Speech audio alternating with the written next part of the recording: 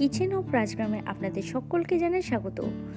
আজকের আরও একটা রেসিপি নিয়ে আমি হাজির হয়েছি, সেটি হলো পাকন পিঠে। এই পাকন পিঠেটি খেতে খুব সুস্বাদু হয়। তো চলুন দেখে নেওয়া যাক আজকের রেসিপি। এখানে জল গরম করতে দিয়েছি। জলটাকে খুব বেশি গরম করব না, মিডিয়াম গরম করে নেব। নিয়ে নিয়েছি 750 গ্রাম চালের আটা, দিয়ে দিচ্ছি 100 গ্রাম চিনি। এইবারে গরম জল দিয়ে আটাটাকে মিশিয়ে নিতে হবে। অল্প অল্প করে জল দিয়ে একটা মিডিয়াম ঘনত্বের ব্যাটার তৈরি করে নেব। দিয়ে দিচ্ছি 1 টেবিল স্পুন মৌরি। এতে খুব সুন্দর ফ্লেভার আসে পাকন পিঠেতে। এখানে গোবিন্দভোগ চালের আটা নিয়েছি। গোবিন্দভোগ চালকে 20 থেকে 25 মিনিটের জন্য ভিজিয়ে রাখার পর মিক্সার জারে যদি আটা তৈরি করে নেওয়া হয় তাহলে খুব সুন্দর হয় পাকন পিঠেটা এবং বেশি তেল অ্যাবজর্ব করে না। আপনারা সঙ্গে সঙ্গে আটা তৈরি করেও এই পিঠেটাকে বানিয়ে নিতে পারেন, আবার শুকনো আটা দিয়েও বানিয়ে নিতে পারেন। শুকনো আটা দিয়েও তৈরি হয় এই পিঠেটা ভালো, কিন্তু শুকনো আটাতে অনেকটাই তেল অ্যাবজর্ব করে। পাকন পিঠের জন্য ব্যাটারটা তৈরি হয়ে গেছে। ব্যাটারের ঘনত্বটা ঠিক এরকম রেখেছি, খুব বেশি গাঢ়ও নয় আবার পাতলাও নয়। ব্যাটারটাকে একটা ছোট বাটির মধ্যে আমি নিয়ে নিয়েছি। এইবারে তেলের মধ্যে দিয়ে দিচ্ছি। এখানে রিফাইন্ড অয়েল নিয়েছি 1 কাপ। এখানে পাকন পিঠের সাইজ আপনারা ছোট বা বড় নিজের ইচ্ছা মতো বানিয়ে নিতে পারেন।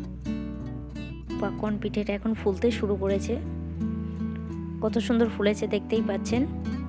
পিঠেটাকে উল্টে দিচ্ছি। গ্যাসের ফ্লেমটাকে মিডিয়াম করে রেখেছি। পাকন পিঠের চারিদিকে খুব সুন্দর একটা ডিজাইন তৈরি হয়েছে।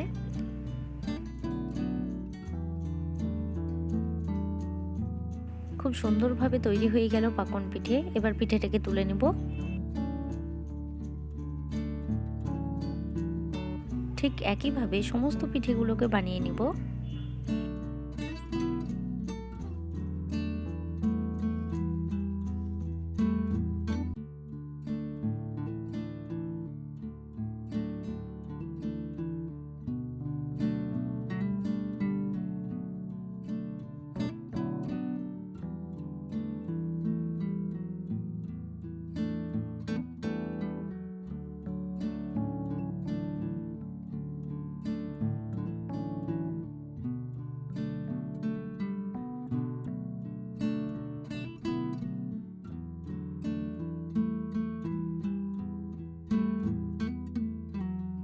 সমস্ত পাকন পিঠে খুব সুন্দরভাবে ফুলকো তৈরি হয়েছে।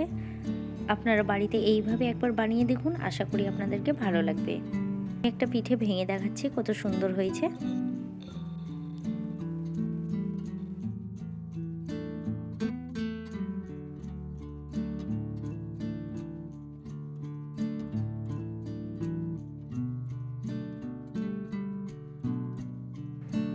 আজকের পাকন পিঠের রেসিপি আপনাদের ভালো লেগে থাকলে অবশ্যই লাইক, শেয়ার, কমেন্ট করতে ভুলবেন না।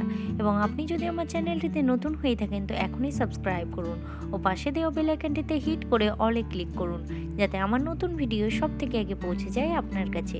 ভিডিওটি দেখার জন্য অসংখ্য ধন্যবাদ।